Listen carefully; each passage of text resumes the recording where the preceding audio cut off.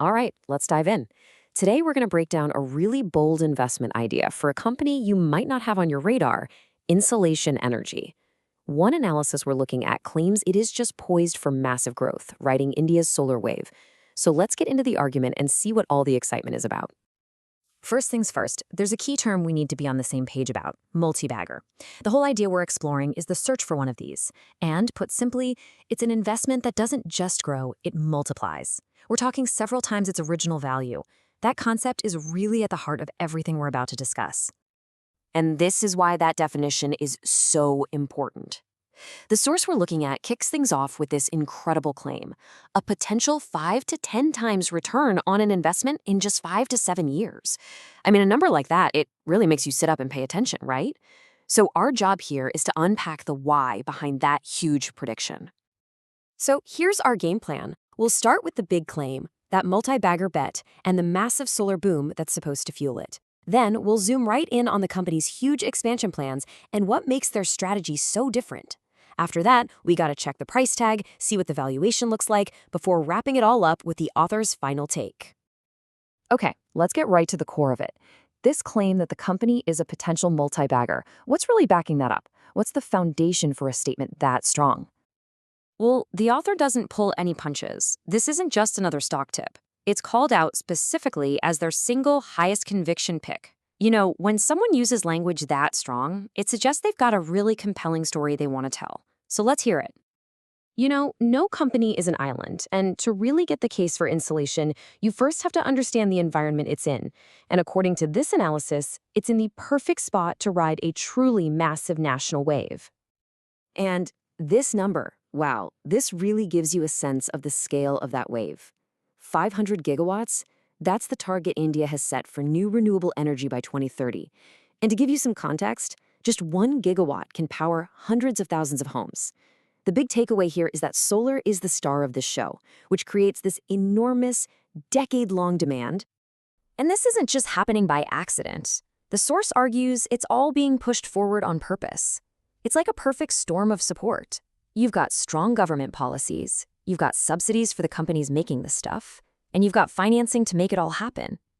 On top of all that, there's a huge national drive for energy independence. It's about as friendly a landscape as you could ask for. Okay, so the whole sector is booming, that's clear. But how does this one company, Insolation Energy, plan on grabbing its slice of the pie? Well, as we're about to see, their ambition is off the charts. And this isn't just some dream they've cooked up. The analysis points out that the expansion is already funded. A subsidiary just got a huge loan approved, over 1,100 crore rupees, which is roughly 135 million US dollars. And it's from IREDEA, India's main agency for this stuff. The bottom line? The money's there to make it happen. And here's what they're planning to do with that money. By 2028, the goals are just massive. We're talking 7 gigawatts of module capacity, 4.5 gigawatts of solar cells. They're even getting into the nitty-gritty of making the raw materials like wafers and frames.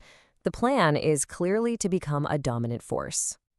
Just to put that ambition into context, they aren't trying to be a small, niche company.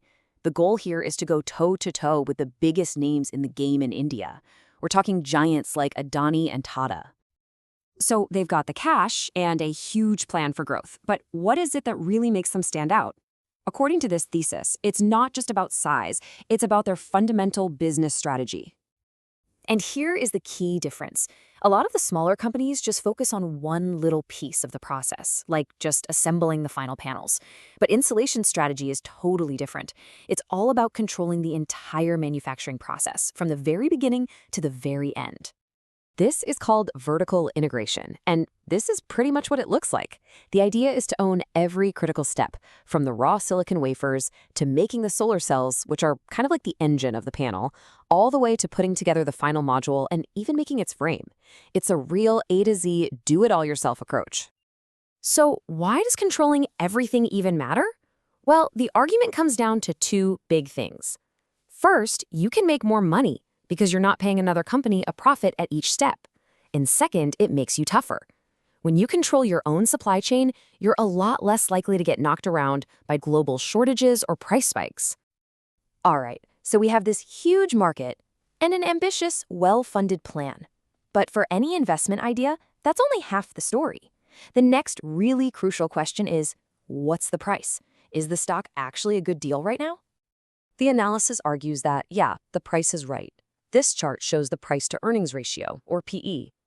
Think of it as a quick way to see if a stock is cheap or expensive.